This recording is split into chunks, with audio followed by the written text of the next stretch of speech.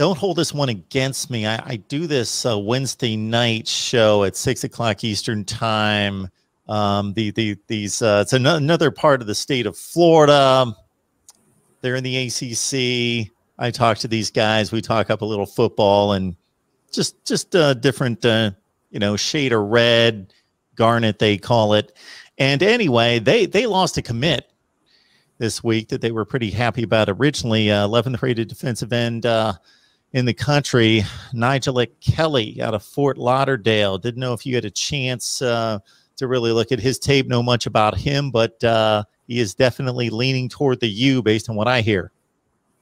It's funny because you had a show with these people, and they spoke about bringing a swag back. And know thy enemy is very important. You keep tabs on a lot of folks. So yeah, I don't watch the live, but you put a title up that says somebody get the swag back. This is when they had momentum in recruiting. And man, it's eerily similar to when we had Al Folden and we had all these recruits committed to Miami, and then they actually started going on visits everywhere else, and all these other important things happen, and then it falls apart. And they all decommit from Miami, go sign to these other schools, and have a really good career. So now they know how that feels. All right. So the edge rusher that decommitted from them, a lot of us Miami Hurricanes fans, we weren't worried about it because at the end of the day, their program is in shambles. Now, I don't really think a defensive end can turn an entire program around. So if I'm as talented as this young man, and one institution, I'll give you a viewpoint here, Mark. They haven't had a DN drafted since 2018 with Brian Burns, who went first round to the Panthers. Miami has had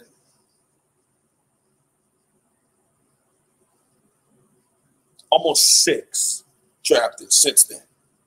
And they're going to have 2 first-rounders this year, albeit transfers, or 2 of them were transfers. I understand that. But Miami is the place to be in the state, excluding the Gators. I still think Florida has the edge on us with defensive line production as far as any SEC production translated to the NFL. Miami's doing well to get back in that conversation. But as far as a true defensive end edge rusher, if you want to stay home and play ball in Florida, Miami's the place if you want to go be a big-time defensive end. It's just that simple. So I was happy. Decision respected for sure.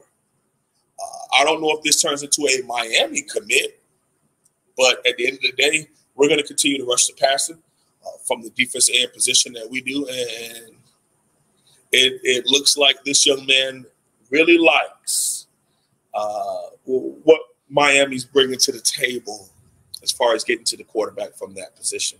It's just that simple.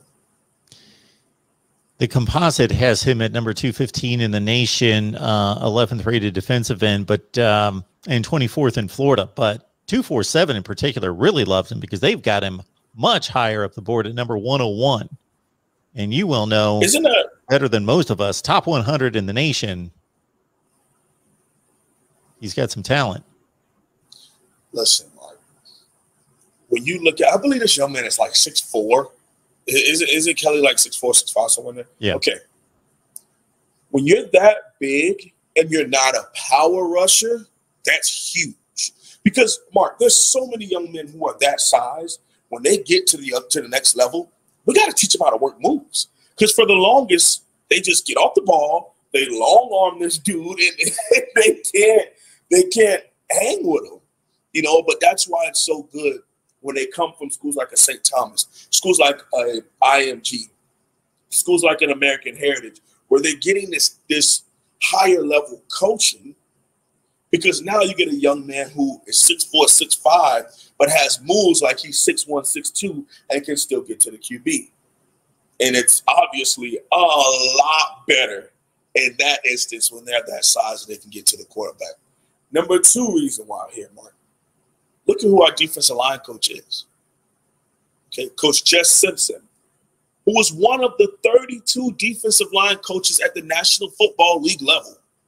Not like, oh, he was an assistant D-line coach, and he was just there, and he took pictures. And he's not Mark Richt's son, who had a cup of coffee with the Buffalo Bills, sitting in meetings and took pictures and watched film and broke it down for the true QB coach. No. Jess Simpson was the Falcons defensive line coach for 2 seasons. And the only reason why he wasn't retained is because that whole staff got fired. He's our assistant head coach and our defensive line coach. He's also helping in recruiting of the offensive line and linebackers. So expect 3 positions to make a huge jump over the next 2 recruiting classes as to what's being brought to the table with an NFL mind helping out on the offensive line, him being the head recruiter of defensive line and helping out with linebacker. All right, so there'll be a big jump there. So the recruiting at D-line, I think, is going to shoot up the roof here. And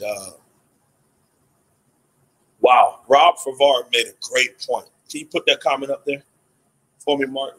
Oh, wait, you have a I'll read it up. You got a donation. Yeah. So he said Larry Johnson is still the best defensive line coach in America. 1,000%. Remember when people would come on and say that Miami had the best defensive line coach and Coach Kuligowski? And I was just like, he's top 3 or top 4, but Coach Larry Johnson was at Penn State, turning 2- and 3-star nobodies into college football Hall of Famers, bro, at the defensive line position. At Penn State for 15 years, moves over to Ohio State and the Bosa brothers, of course. But then you also have Chase Young. You also have the young man Spencer, who is a freshman now, who is going to be a problem. Those are just the names that everybody else knows. There's guys like, is it Dante Jones, defensive tackle? Big dude, a couple of seasons ago.